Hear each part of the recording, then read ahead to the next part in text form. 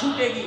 حضرات محترم ہم مساجد بنا دیتی ہیں، لیکن دیکھیے حضرات محترم مساجد خوبصورت بھی ہوں، پتھر بھی لگا ہو، قلین بھی ہو، سب کچھ ہو، آباد کب ہوں گی؟ آباد ہمیشہ بندوں سے ہوتی ہے، نمازیوں سے ہوتی ہے۔ یہ نہیں ہوتا کہ نمازی 2 یا 4 یا 5 یا 10۔ حضرات محترم گھر میں سے ایک ایک فرد بھی آ جائے، کتنے؟ ایک ایک فرد بھی آ جائے تو انشاءاللہ یہ مسجد اندر نہ باہر جگہ بچے گی نہیں۔ لیکن حضرات محترم ہم محلے والوں نے اس کو آباد کرنا ہے، اگر بنایا ہے تو اس کو آباد بھی کرنا ہے۔ اور ہم سب کو یہ پتہ ہے کہ قیامت کے دن سب سے پہلا سوال کس چیز کا ہوگا؟ بولیے، نماز کا ہوگا، نماز کے بارے میں پوچھا جائے گا۔ حضرات محترم اگر ہمیں پہلا ہی سوال میں ہمیں ناکامی ہو گئی تو بتائیے آگے ہم کیا کریں گے، آگے ہمارا کیا بنے گا؟ اور میرے آقا علیہ الصلوۃ والسلام نے کیا فرمایا؟ حضرات محترم ہم محبت میں بازار بھی سجاتی ہیں، جھنڈیاں بھی لگاتی ہیں، نعرے بھی لگاتے ہیں، لیکن میرے آقا علیہ الصلوۃ والسلام نے کیا فرمایا؟ فرمایا نماز میری آنکھوں کی ٹھنڈک ہے، نماز دین کا ستون ہے۔ جو ٹھنڈک ہے، جو دین کا ستون ہے، اس سے ہم غافل ہیں، اس سے ہم دور ہیں۔ حضرات محترم آئیے یہ نہ ہو کہ ہم نماز پڑھنے سے پہلے ہماری ہی نماز پڑھی جائے۔ آئیے اللہ کے حضور خود بھی نمازی بنے اور اپنی اولاد کو بھی نمازی بنائیں۔ حضرات محترم خود بھی جو باتیں نہیں آتی سیکھیں اور اپنی اولاد کو بھی سکھائیں۔ اور رب تعالیٰ نے فرمایا یا ایھا الذین آمنوا قوا انفسکم واہلیکم نارا، فرمایا ایمان والو خود بھی بچو اور اپنے گھر والوں کو بھی دوزخ کی آگ سے بچاؤ۔ حضرات محترم وہ کیا ہے جو ہم سن کر جائیں، وہ ہم خود بھی عمل کریں اور اپنے گھر میں بھی عمل کرانے کی کوشش کریں۔ یہ نہ ہو کہ یکدم آہستہ آہستہ، یہ نہ ہو کہ گھر میں فساد جھگڑا پیدا ہو جائے، بلکہ اس کو آہستہ آہستہ کوشش کریں۔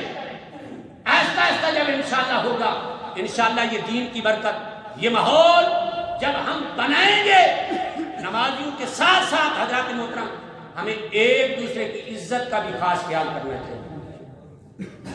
کیا کرنا چاہیے؟ یہ نہ ہو کہ ہم نمازی بن جائیں اور ایک دوسرے کی چوری، غیبت اور عزت کو اچھالتے پھریں۔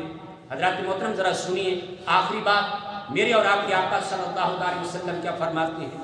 جب کوئی بندہ کسی بندے کے عیبوں پر پردہ ڈال دیتا ہے، عیبوں کو چھپا لیتا ہے، آگے لوگوں میں زہر نہیں کرتا، فرمایا قیامت کے دن اللہ اس بندے کے عیبوں پر پردہ ڈال دے گا۔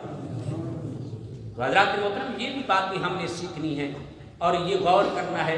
اسی طرح حضرات محترم ان باتوں کا بھی ہمیں خاص خیال کرنا چاہیے جس پر ہم سب کی توجہ نہیں ہے کہ جب ہم سفر کرتے ہیں تو اکثر کیا ہوتا ہے، اگر کار پر ہے تو وہ پانی بھی اچھالتا ہوا جا رہا ہے، مٹی بھی اڑاتا ہوا جا رہا ہے، موٹر سائیکل پہ ہے وہ بھی ایسی تیزی کے ساتھ جا رہا ہے کہ پیدل چلنے والے کا ہمیں کوئی خاص خیال نہیں ہوتا۔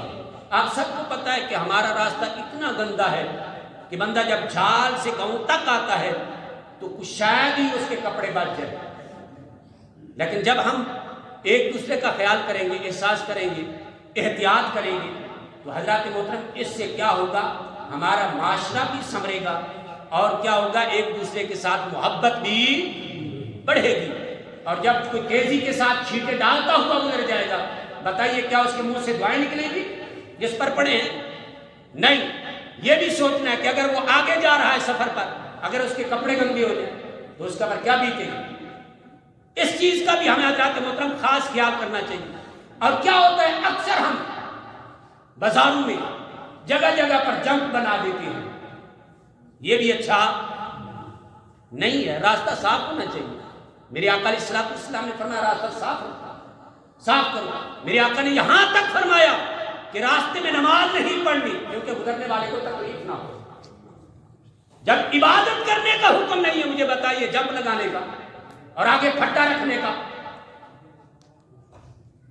حضرات محترم راستہ کھلے کرو، راستے صاف کرو، راستے بناؤ لوگوں کے لیے۔ حضرات محترم دل تنگ نہیں بلکہ کشادہ کرو.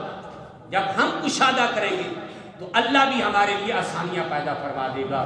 اللہ مجھے بھی اور آپ کو بھی ان ٹوٹے پھوٹے الفاظ پر عمل کرنے کی توفیق عطا فرمائے. واخر دعوانا